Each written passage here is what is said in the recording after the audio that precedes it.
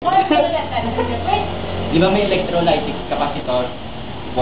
Din yung electrolytic capacitor. Di man, kaya ito, hindi capacitor lang nangyari. Dire. Yes. Kaya hindi capacitor, electrolytic. Gini sa type lang yung maton, no? Kaya naman ito sila. Muna ka. Anong purpose daw? Ano sa Balaan mo, there's no minute to capacitor.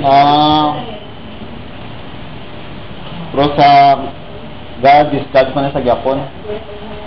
Apa? Discharge.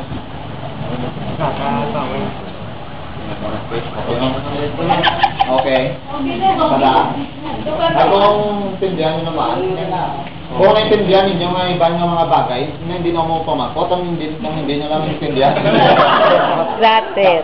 Ay, siyempre. Hindi mo lang maintindihan yung wala. Hindi, ginatest niya lang ang grupo niyong class niyo nga group. Ginatest niya. Kaya ibahin mo klase, ibahin nyo klase, ibahin nyo klase, kamo isa lang. So, ginatest niya lang siguro ang nabalaan nyo sa inyong klase. Nagakuha mo kamo. Kaya wala pa kamo ka-report.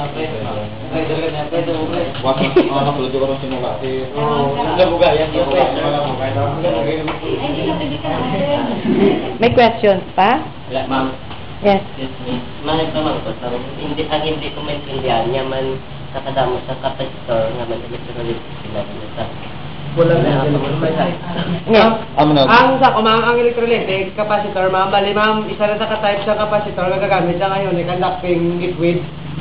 Bali na sa mas dako nga capacitance ang kasunod nga basin ano nga sunod siya. Kaya ang ordinary nga capacitor daw gamay lang mo. Daw kumbaga type sa capacitor nga mas damo ang mas store nga mas madali sa madating sa mag-discharge. Hindi ako luban, sila may two types o capacitor, may non-polar at polarized capacitor. Niyara da polarized wala. Wala polarized na ma'am. That's it. Wala gani. So siguro hindi kailangan sini. Siguro ang nabasahan mo, ibang klase nga ma-report.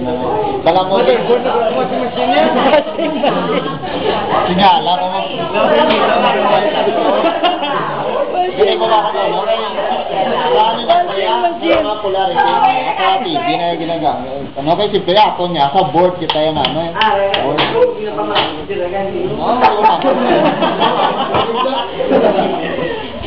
Okay na.